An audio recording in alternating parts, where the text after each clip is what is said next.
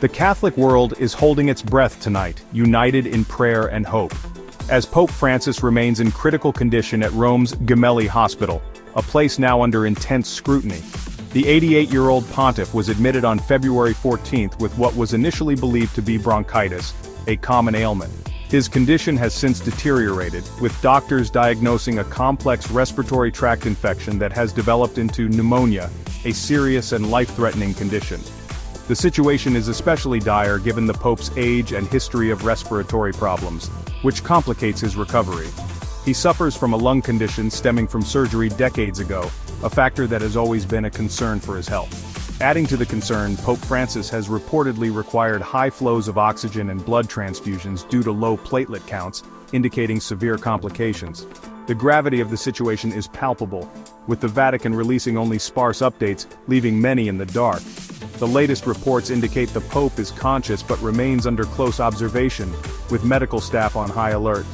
The world waits anxiously for any news of his progress, hoping for a positive turn in this critical situation. Pope Francis's battle against this aggressive respiratory infection is a race against time. The medical team is working tirelessly, around the clock, to stabilize his condition and ensure he receives the best possible care. Doctors are employing a multi-pronged approach to combat the illness, utilizing every available resource and expertise. Treatment includes a combination of absolute rest, cortisone to reduce inflammation, and other supportive measures to help his body fight off the infection, and a cocktail of antibiotics to target the infection. These antibiotics are carefully selected to be most effective against the specific pathogens identified. Despite these efforts, a key concern for medical professionals is the potential development of sepsis, a severe and often deadly response to infection.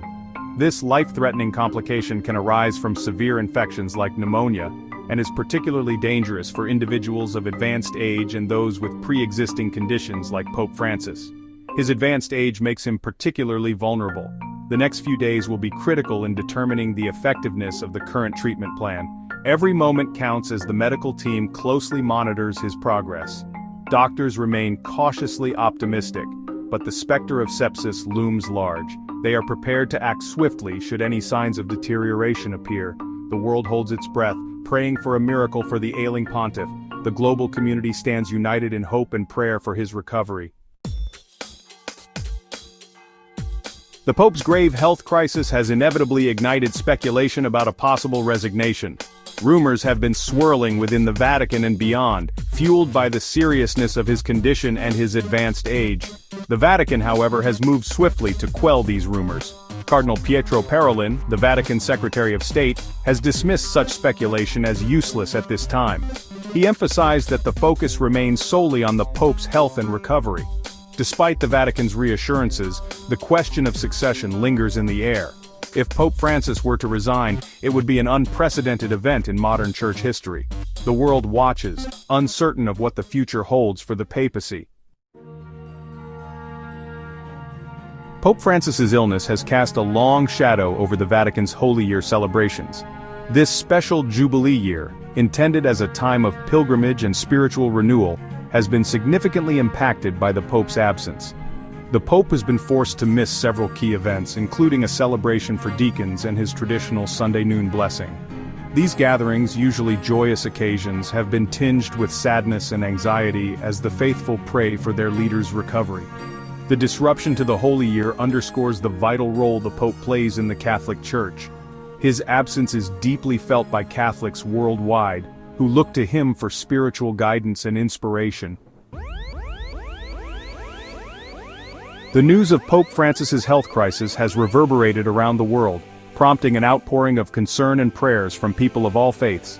From bustling cities to quiet villages, the faithful have gathered to offer their support.